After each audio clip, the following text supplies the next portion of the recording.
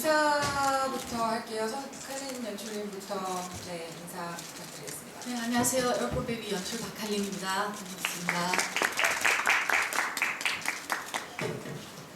네, 에어포트 베이비 외삼촌 역할을 맡은 홍준입니다. 안녕하세요. 엄마 이미라입니다. 네, 안녕하세요. 조시코의 역을 맡은 최재림입니다. 안녕하세요. 빌리아 역할을 맡은 강유석입니다. 네, 황상현 배우님께서 삼촌 역할이신데 좀 마지막 엔딩이 다른 역할도 해주시고 계셔서 의상이 좀 독특하죠. 네, 먼저 질문을 받기 전에 좀 말씀을 나누면 좋을 것 같은 것들이 있어서 먼저 이제 연출님과 배우님들께 궁금한 내용들 저희가 드리고 싶은 말씀들을 좀 먼저 여쭤보도록 하겠습니다. 이제 최재림 씨와 강윤석 배우님은 이 작품이 아까 말씀드렸던 대로 또 쇼케이스와 낭독 공연에 매번 참석을 하셨거든요. 그러면서 이게 쭉 디벨롭되는 과정에 함께 하셨는데요. 이제 본공연은 어제부터 저희가 공연이 시작됐고 그 본공연 올라온 소감 기분이 좀 남다르실 것 같아요. 어떠신지 들어보도록 하겠습니다. 일단 처음에 정말 초기 단계의 이 작품을 접했을 때 굉장히 기발하고 재치 있게 쓴 대본이고, 그다음에 모든 음악이 나오지는 않았었지만 메인 넘버 몇 가지들이 나와 있었어요. 그 곡을 이제 제가 제출한다고 해야 되나? 제가 가이드 녹음을 했었는데 굉장히 녹음을 하면서 되게 즐거웠어요. 그냥 노래를 부를 때 배우로서 찾아오는 그런 감정들이 있는데 굉장히 따뜻하고 즐거운 기분으로 녹음을 했었어요. 그리고 그 뒤에 직접 리딩을 참여하게 되고, 그 다음에 몇 번의 계속되는 수정과 보완과 쇼케이스 리딩 공연을 올리면서 이 조시 코엔이라는 캐릭터와 함께 같이 성장해서 왔는데, 본경원을 어제 이제 처음 하니까 정말 너무나 행복했고, 그리고 참 많이 조시와 많은 여정을 함께 해서 왔구나라는 생각이 들어서 굉장히 기억에 남는 작품으로 임하고 있습니다. 윤석 배우님은? 처음에 이제 칼린 감독님이 이제 같이 작업을 하자고 연락이 와서 이제 대본을 받고 이제 첫 리딩 때 기억인데, 배우한테는 살면서 평생 배우를 하면서 제 몸에 꼭 맞는 옷처럼 이 배역이 그랬어요. 그러니까는 정말 수련처럼 이윤 말고 일단 그 느낌이 이끌려서 그 힘으로 지금 몇 차례 이제 낭독 공연도 했고 공연도 했고 여기까지 오면서 근데 그 힘에 여기까지 온 것 같아요. 그러면서 이제 여러 차례 이제 우리 감독이 여한한테 저희 배우들, 스태프들 이제 여러 방법으로 또 여러 가지 길로 이제 모색해 나온 이제 우리 이 지점까지 왔는데, 처음에 시작한 마음으로 지금 이제 끝까지 가는 여정 중에 다른 더 높거나 낮거나 하는 거 없이 그냥 그 선에서 계속 이렇게 오는 것 같습니다. 뿌듯해하고 감사합니다. 네, 그리고 이 두 분 못지않게 또 이미라 선배님도 그렇고 황상현 배우님도 그렇고 한 번씩은 다 본공연 전에 낭독 공연 참석하셨다든지 쇼케이스에 참석하셨던 배우님들이세요. 이 작품의 매력에 대해서 좀 두 분에게 말씀 들어보도록 하겠습니다. 네. 어떻게 하다 보니까 처음 이 작품이 만들어졌던 이종 음창과에서 정세현 작가가 졸업 공연으로 할 때 그때부터 참여를 하게 돼서 계속 이렇게 하게 됐는데, 이 작품의 매력은 약자들끼리 만나서 뭔가 자기들끼리 해소되는 게 저는 되게 좋았어요.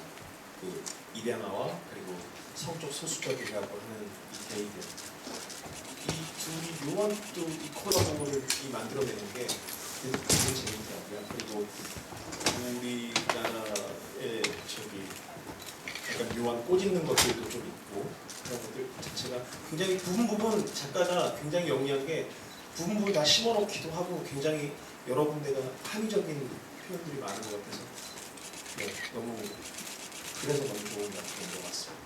네. 제가 생각하는 작품의 매력은 사실 생각 없이 시작을 했지만 왜냐면 제가 너무 사랑하는 우리 최수진 배우가 이 아들을 한다 그러고 또 제가 너무 좋아하는 칼린 감독이 또 연출을 한다 그래서 별 생각 없이 시작을 하긴 했죠. 근데 해보니까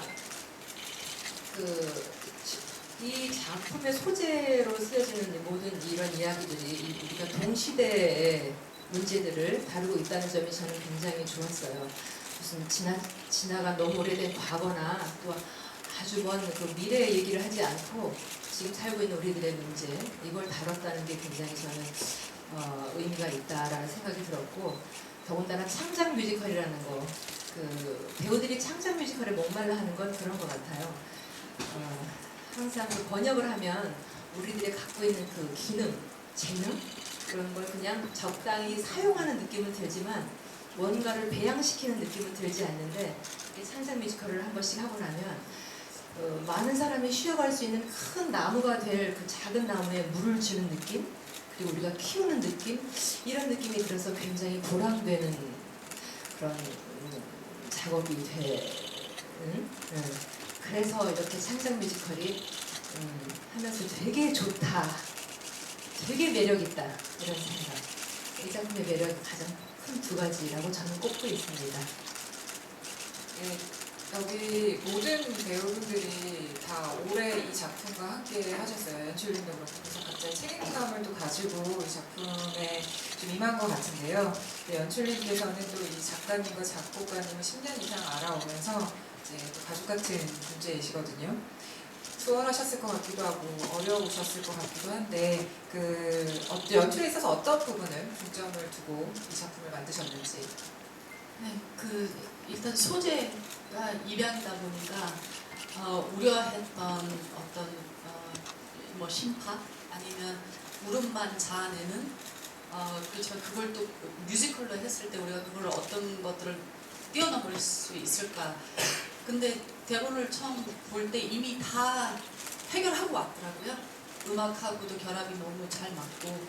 네, 제일 우려했던 부분들이 이미 대본에서 다 해결이 된 채로 시작이 되어서 그 뮤지컬에서 안 그래도 오늘 아침에 이제 어떤 평론에서 미국 브로드웨이 평론에서 읽었는데 뮤지컬에서 창작을 할 때 가장 중요한 요소 중에 하나가 엔터테인먼트를 빼놓으면 안 된다라는 거였는데 저희는 보시다시피 뭐 일부러 엔터테인먼트를 넣으려고 했던 거는 아니지만 너무 자연스럽게도 만난 게이 식구들 그 속에서 이루어지는 새로운 가족, 유머, 언어에서 나오는 유머 그냥 정말 진실된 상황 속에서 나오는 자연스러운 인터테인먼트가 작품에 녹여져 있어서 일부러 뭐 심파로 가거나 일부러 울음을 자아내려고 하지도 않았지만은 잘 쓰여진 덕분에 저희가 되게 어렵게 풀 수도 있고 심각하게 풀 수도 있는 소재를 되게 자연스럽고 뮤지컬 속에서 정말 보여줄 수 있는 앞서 다 얘기하셨던 창작이기도 하고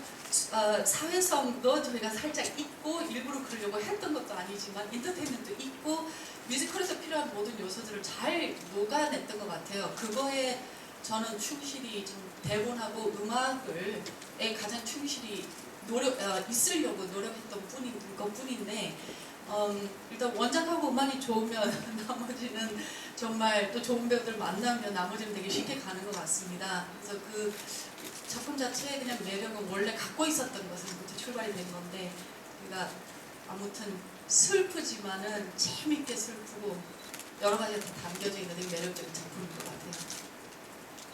네, 그럼 질문을 한번 받아보도록 하겠습니다. 손을 들어주시면 마이크를 전달해 드릴게요. 질문 있으신 분? 네,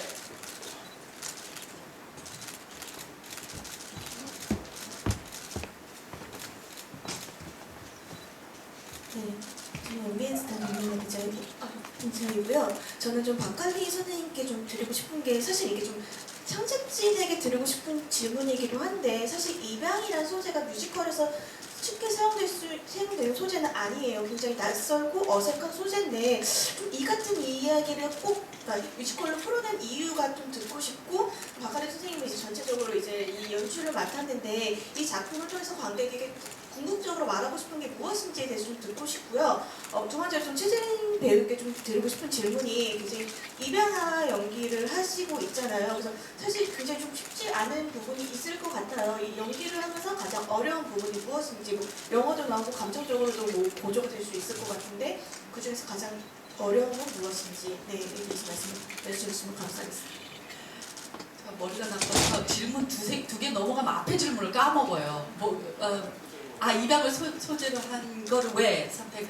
그 어려운 소재이기는 합니다. 근데 뮤지컬 창작에서 가장 기본적인 그 첫 룰 중에 하나가 만드는 사람들이 그 소재에 패션을 가지지 않으면 안 만들어져요.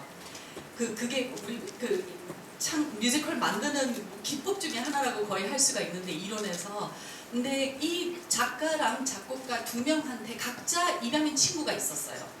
그래서 그 둘의 얘기가 섞여서 나왔는데 너무 재밌는 요소들이 많아서 그거에 먼저 꽂힌 걸로 저는 예전부터 알고 있었고 이 둘의 하나는 여자아이였고 하나는 남자아이인데 정말 유태인 집안으로 입양된 남자아이의 얘기와 그리고 이제 또 다른 좀 더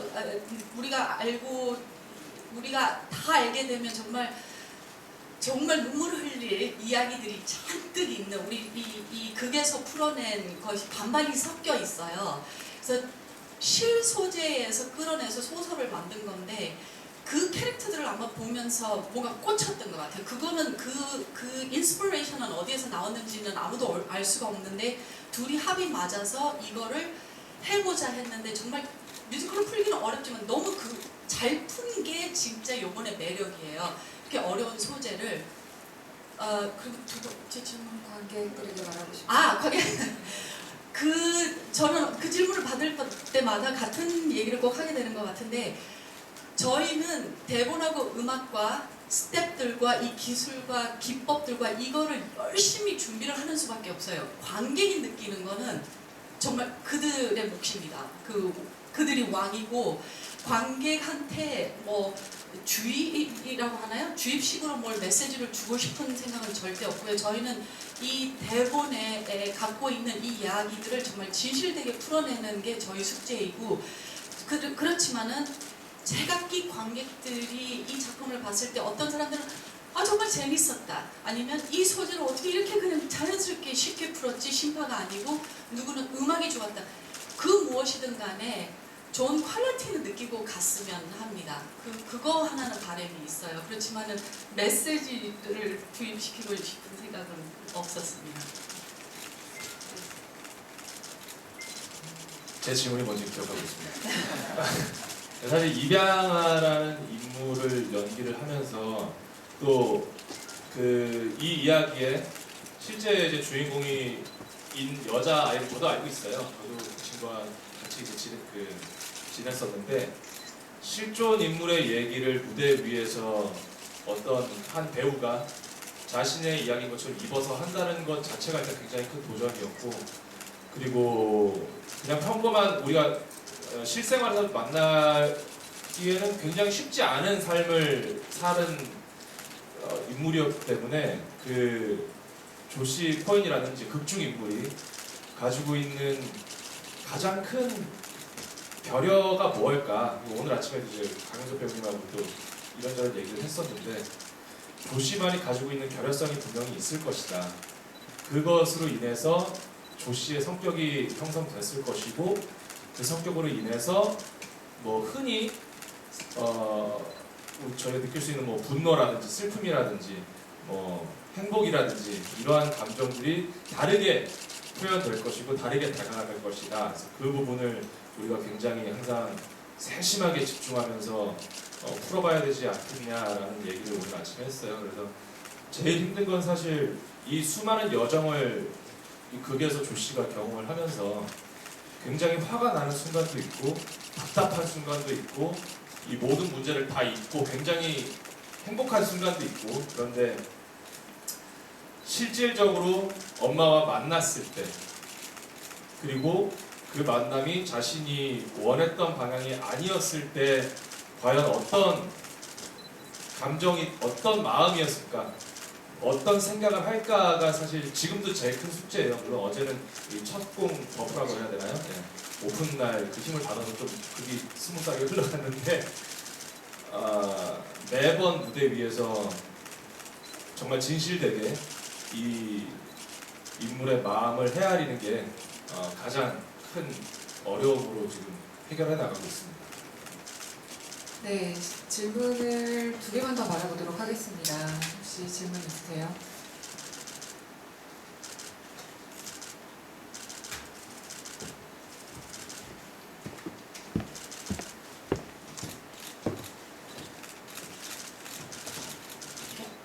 안녕하세요. 전 민중의 소리 김세훈 기자라고 합니다. 작품을 보면서 조시 코엔이 난 내가 누군지 궁금해서 그걸 알려고 엄마를 만난다 이런 얘기가 나왔다는 점이 좀 공감이 됐고, 또 다른 점에서 공감이 됐던 부분은 기존의 한국 사람이 입양아에 대해 가지고 있는 편견이랄까? 그런 것들이었어요. 왜 가족을 찾으려고 해? 라던가 불쌍해 이런 것들이 공감이 됐는데요. 배우분들은 기존의 입양아에 대해서 어떤 생각과 편견을 가지고 있었는지 네 분의 이야기를 들어보고 싶습니다. 편견이라고 할 것, 편견이라고는 생각을 안 해봤는데, 그러니까 저희가 사람을 만나게 되면 그 사람의 과거가 무엇이고 뭐 어떤 일을 겪었는지 사실은 모르잖아요. 나와 만난 그 순간부터의 그 인물을 알고 있는 거기 때문에 어떤 사람을 만났을 때 뭐 누군가가 옆에서 뭐 저 사람 뭐 대기업 사장님이셔 라든지 저 사람은 뭐 구멍가게 사장님이야, 아니면 혹은 뭐 쟤 전과자래, 뭐 이런 어떤 특정한 타이틀이 박아놨을 때는 뭔가 그건 그 사람에 대한 어떤 진짜 그 사람을 알기 전에 보는 어떤 껍데기가 씌워질 수는 있겠지만, 저는 사실 입양아 그 친구를 만났을 때 뭐 입양됐다더라 얘기를 들었을 때는 사실 그럼 입양아구나 라는 생각이 들었어요. 뭐 거기에서 따라서 입양됐으니까 뭐 되게 뭐 불행하게 컸을까, 뭐 어떻게 컸을까, 뭐 쟤는 뭐 저렇게 보이네 이렇게 보이네 이런 생각보다는 그냥 저 친구는 입양아구나 라는 생각이 들었고, 그 뒤에 같이 시간을 보내면서 입양아인데 굉장히 밝은 애구나 라는 것은 듣지 않았었어요. 그러니까 뭐 저 친구는 되게 밝은 친구구나, 저 친구는 되게 뭘 좋아하는구나 였지 뭐뭐이기 때문에, 누구이기 때문에라는 타이틀은 없었던 것 같아요. 네, 윤석 선배님. 참 예전에 한번 해외에서 한번 그 입양아를 한번 만난 기억이 있어요. 네덜란드였나 아마 자전거를 빌리러 갔는데 그 대여해 준 친구가 그 느낌이 이게 한국 사람들을 외국에서 보더라도 일본 사람하고 중국 사람하고 좀 틀리지, 이제 한국적인 느낌이 있어가지고 이제 말을 걸었는데 한국 사람인데 그 친구가 이제 입양아였어요. 근데 잠깐 짧은 시간에 몇 마디 건넨 이제 이야기였는데 그런 얘기를 하던 기억이 나니까 결혼 때 서로 모르는 남녀가 이렇게 만나듯이 그렇게 해서 가족이 형성이 되듯이 자기도 어떤 사람한테 선택이 받아져서 그래서 이제 부모님을 이제 만나게 된 건데 나이가 들면서 내 뿌리에 대한 그런 부분들이 조금씩 생기곤 있다라고 하더라고요. 근데 무엇보다 중요한 거는 자기가 지금 처해 있는 이 삶이 너무 행복하대요. 그러니까는 어떡하지 불쌍한데 라는 어떤 느낌보다도 당사자가 행복해하고 있고 어느 누구든지 조금 부족함이 있다고 생각을 해요. 어떤 이해 안 될 그런 어떤 그리움들 같은 거 다 있다고 생각을 하는데 그 친구한테는 그랬어요. 그러니까는 잠깐 이게 얻어진 느낌은 뭐 이렇게 해서 또 행복한 삶은 자기가 추구를 하는 것이고, 그리고 때가 돼서 자기 뿌리에 대한 궁금증은 때가 되면은 자기가 또 풀려고 도시처럼 하지 않을까라는 생각을 해봐요. 그래서 늘 그렇게 안 좋게만 불쌍하게만 이렇게 생각하는 건 아니에요. 네, 성현 씨. 다들 편견이 없으셨군요. 저 혼자 그러니까 저도 마냥 그냥 입양아라고 하면 그냥 어렸을 적 봤던 수잔 플링크의 아리랑 뭐 이런 정도 영화만 떠올렸었는데요. 이런 식으로 됐죠. 그 정도였는데 우리 조 씨랑 계속 작업을 하게 되면서 재림 배우가 이 겪어내는 어떤 이 고통들을 보면서 입양아들이 이런 생각들을 하고 이렇게 아팠겠구나라는 걸 좀 간접적이지만 전 옆에서 보기만 하니까 그 고통이 어떤지 그리고 그 궁금함이 어떤지를 좀 피부로 많이 느껴봤던 것 같아요. 그걸 보여주려고 하는 작품이고, 네, 그렇습니다. 네. 저 또한 입양아는 무조건 불쌍하게 보는 그런 편견이 조금은 있었다는 걸 이번에 느꼈어요. 그리고 이제 저희들이 정말 남의 인생을 쉽게 단정짓는 나쁜 습관이 있다는 것 또한 저한테서도 발견했어요. 입양아뿐 아니라 여기 대사에 나오죠. 너는 그래도 잘 살았지 않냐? 좋은 그 부자 나라 가서 그리고 이 쌍둥이끼리 이제 대화 속에서도 너는 그런데 잘 살았고 너는 엄마랑 살아서 더 좋았잖아. 이런데 우리가 기본적으로 가져야 할 진짜 행복이 진짜 조건이 무엇인가, 뭘 가져야 행복함을 느끼고 그런 것일까. 각자 우리는 입양되지 않았어도 서로 우리가 어디에서 왔는지 나는 누구인가 가끔 고민하는데 갖고 있는 그 아픔들이 과연 진정 우리가 진짜로 느껴야 되는 아픔인지 아니면 아프지 않아도 될 거 가지고 아픈 척하고 사는 건지 이런 생각도 공연하면서 또 연습하면서 많이 느꼈습니다. 아주 공감 가는 말씀 해주셨습니다. 네, 마지막 질문 하나만 더 받아보고 이 시간 마칠게요.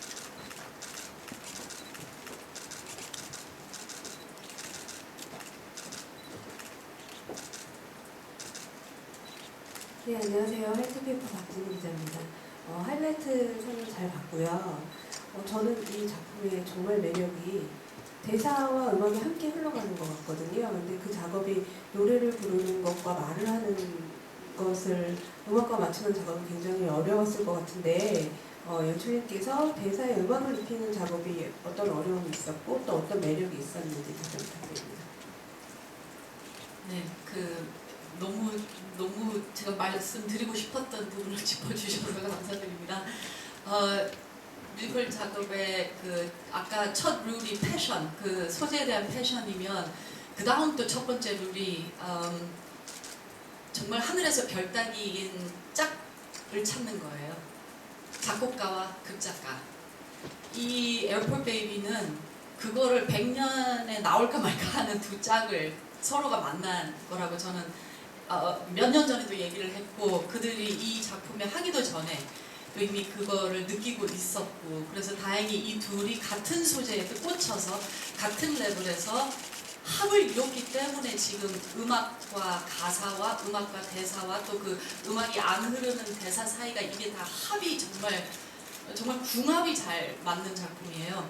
제가 아마 초반에 어떤 인터뷰에서 얘기를 했던 게 대사랑 가사, 말과 음악이 이렇게 찰떡같이 맞는 작품은 많지 않을 거다. 그걸 느끼실 거다라고 제가 얘기를 했던 적이 되게 많았던 것 같아요.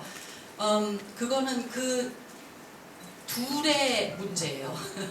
그 둘의 문제와 그 둘의 성공이기도 하고 잘 썼기 때문에 저는 정말 연출로서는 편하게 좀 갔던 게 있지만 이제 음악이 뭐가 안 맞으면 정말 한음 가지고도 저희가 싸우는데 그게 뮤지컬의 매력이에요. 대사인 듯 가사인 듯 말인 듯 감정이 극대화됐을 때 노래를 하게 되고 감정이 극대화됐을 때 그냥 움직임이 춤이 되는 거고 근데 그거는 그 둘이 잘 만나서 그런 겁니다. 전지환과 장희선이. 그래서 저희가 이렇게 좋은 작품을 만들 수가 있었던 것 같습니다. 네, 좋은 스태프분들과 그리고 훌륭한 배우분들이 만든 에어포트 베이비 저 2주 동안 공연을 하는데요. 다음 주면 끝이 납니다. 네, 꼭 끝나기 전에 봐주시고 이제 마지막으로 포토타임 갖고 이 시간을 마치도록 하겠습니다. 다음에 저 의자랑 좀 가지고 들어가 주십시오. 한 줄로 저희 의자 좀 펴주세요.